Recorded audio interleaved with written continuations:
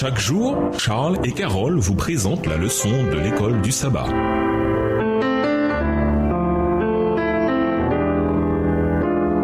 Bienvenue à notre émission. Dieu nous parle. Nous voilà à la leçon de jeudi. Ils reviendront. Nous avons tous eu des moments de faiblesse ou d'hésitation dans notre marche avec Dieu. Des vallées où notre cœur a été infidèle. Où nous avons simplement été tièdes pendant trop longtemps. Qu'est-ce qui vous a ramené dans une relation durable avec lui? Zacharie 10 partage de magnifiques messages au sujet de Dieu qui ramène son peuple à lui. Lisons ce chapitre en prenant notre temps et notons les messages principaux. Lisons Zacharie 10. Demandez à l'Éternel la pluie du printemps. L'Éternel produira des éclairs et vous enverra une abondante pluie et donnera à chacun de l'herbe dans son champ. Car les téraphins ont des paroles de néant, les devins prophétisent des faussetés, les songes mentent et consolent par la vanité. C'est pourquoi ils sont errants comme un troupeau. Ils sont malheureux parce qu'il n'y a point de pasteur. Ma colère s'est enflammée contre les pasteurs et je châtierai les boucs. Car l'Éternel désormais visite son troupeau, la maison de Juda, et il en fera comme son cheval de gloire dans la bataille. De lui sortira l'angle, de lui le clou, de lui l'arc de guerre, de lui sortiront tous les chefs ensemble.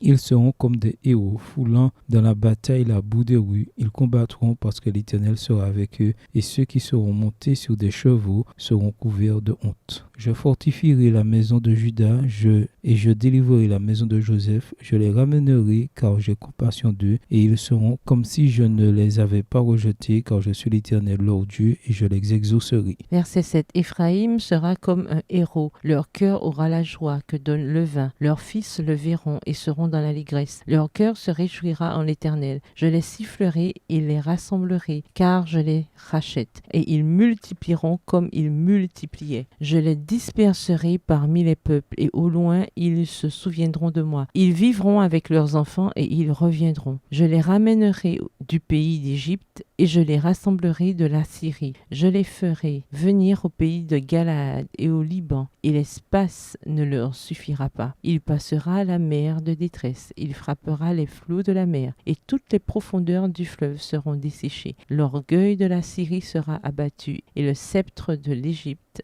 disparaîtra. Je les fortifierai par l'Éternel, et ils marcheront en son nom, dit l'Éternel. D'un point de vue pratique, il peut être difficile de savoir comment se comporter et interagir avec un être cher qui s'est éloigné de sa relation avec le Seigneur. On peut se demander comment les choses auraient pu être différentes pour un résultat différent. Vous demandez peut-être comment interagir avec eux maintenant qu'ils ont une vision du monde différente. Et vous vous sentez peut-être frustré et impuissant face aux mauvaises décisions qu'ils continuent peut-être de prendre. Ces pensées affecteront toujours la manière dont vous traitez votre bien-aimé, et il est donc très important de vivre et de parler suivant l'abondance de votre temps personnel avec votre Sauveur. Le témoignage de votre vie, de vos actes, de vos paroles et de vos prières pour votre conjoint ou votre enfant qui s'est éloigné de Dieu peut changer radicalement leur vie et leur avenir. Lisez dans Luc 22 les versets 31 et 32 et Jean 21 les versets 15 à 17 comment les prières de Jésus pour Pierre ont changé son avenir. Abandonnez toute tristesse, tout jugement ou toute condamnation que vous ressentez peut-être envers eux, ou bien demandez à Dieu de remplacer ces sentiments par l'amour que lui seul peut donner. Demandez à Dieu de vous couvrir de son caractère afin de refléter son attitude aimante et désintéressée. Souvenez-vous qu'aucune influence n'a plus de force que l'âme humaine, que celle d'une vie désintéressée. L'argument le plus puissant en faveur de l'Évangile, c'est un chrétien aimant et aimable. Extrait du livre Le ministère de la guérison aux pages 405 et 406, livre écrit par Ellen G. White. Grâce à notre exemple d'une vie cohérente qui montre Christ aux autres, ceux qui ont rejeté Christ verront en nous quelque chose qui ne peut venir que de Dieu. Ils verront une paix qui dépasse toute compréhension, un amour qui ne les abandonnera jamais et une espérance qui croit malgré tout.